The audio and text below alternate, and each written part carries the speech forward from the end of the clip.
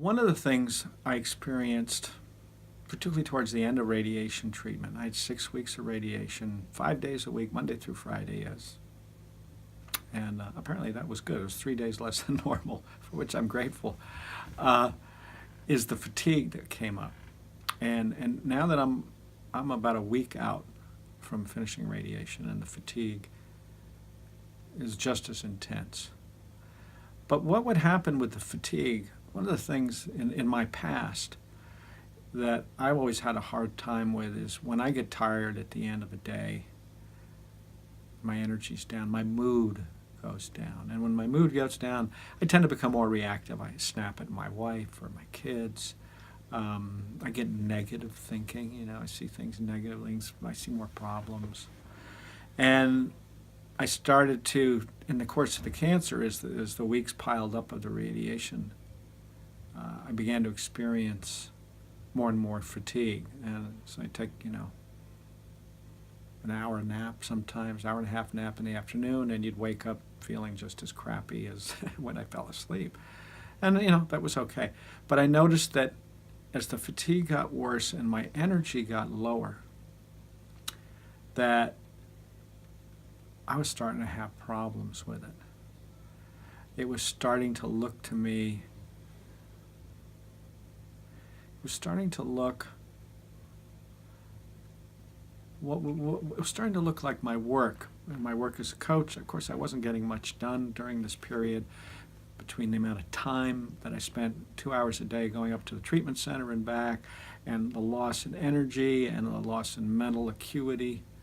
And so I found as I was getting more tired and my mood was going down, that I was starting to get kind of feeling a little sense of panic that, my business is slowing down. How is this going to pick up? How do I really ramp up out of here? And it also I had thinking about, George, this reminds me of, you used to be like this, you kind of were a slacker years ago. So it was kind of feeling like something from the past was coming back to, surfacing. You could be doing more here. You could be pushing against this radiation.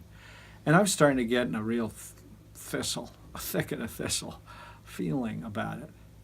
And one of the things I notice, because of my understanding, is when I start to feel something persistently uncomfortable, that something is up with my thinking. I've slipped into what I like to call, what we call in the field, outside in, and that there's something I'm not seeing, because left to my own devices, moods and changes in feeling and anger and stuff that doesn't go right in the day, they take some of my attention, but they always pass.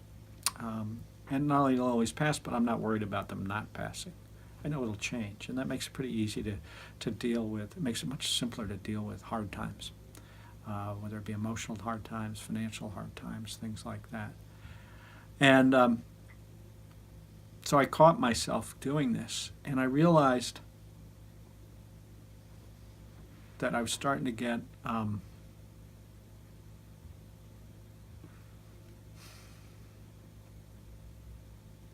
that I was having some thinking about my low energy.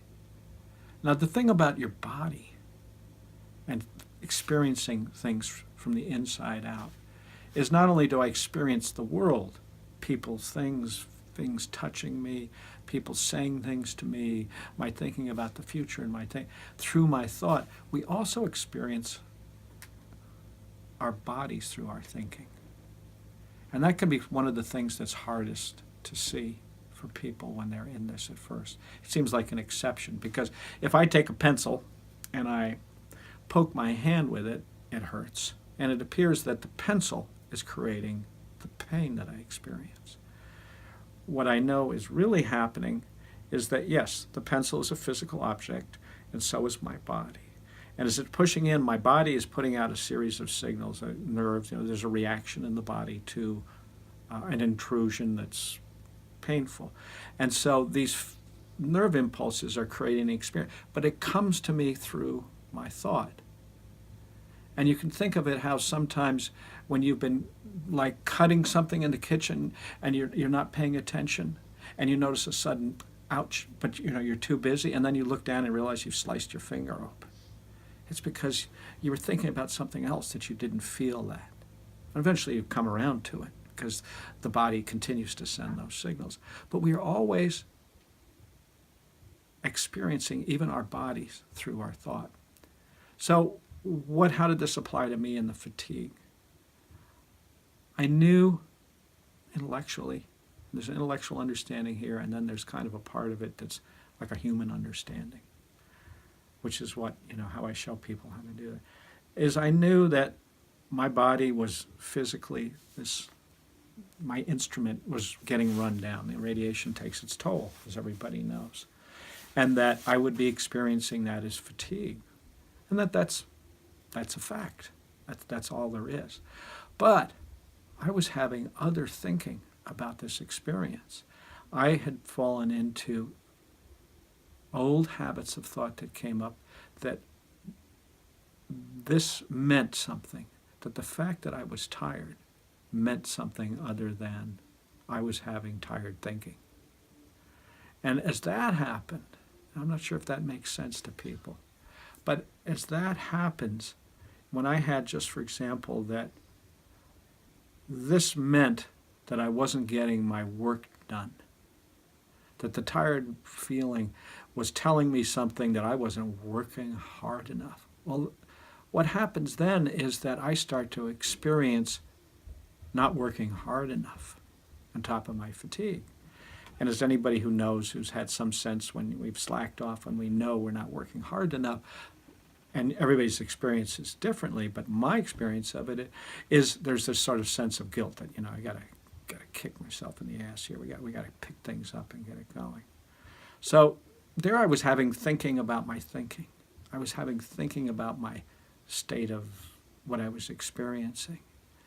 And when I saw that, and there was a couple of other things, immediately I understood that I was having this thinking around my fatigue that was turning it into suffering.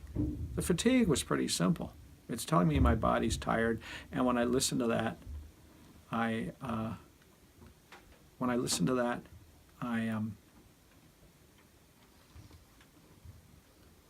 on a second. When I listen to that, I know perhaps that my body needs some water, or perhaps I need a rest, or perhaps I'll be okay for a little while longer, right? But that's all it's telling you. I can use it as an assessment. But when I'm feeling the other way, life starts getting pretty miserable. I start suffering, it seems like it turns into a bad day. So the moment I saw that my experience was becoming more than the simple fact of being tired, and once I noticed that I had some thought around it, immediately just understanding that, and of course it was silly because expectations from the past, thinking of the past, how I used to be as a kid, as I was a slacker as a kid, as a young man, didn't mean anything, but had no bearing. I was bringing past thinking into a present experience, and it was creating a sense of suffering. So when I saw that, I went back to just being tired. And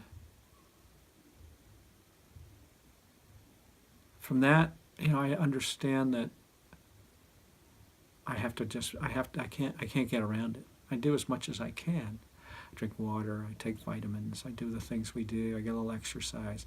And I have to really wait this out. Just like I have to wait for I've lost my sense of taste. I gotta wait for that to return too. But I want to show, and I don't know if people have felt and experienced it in here, that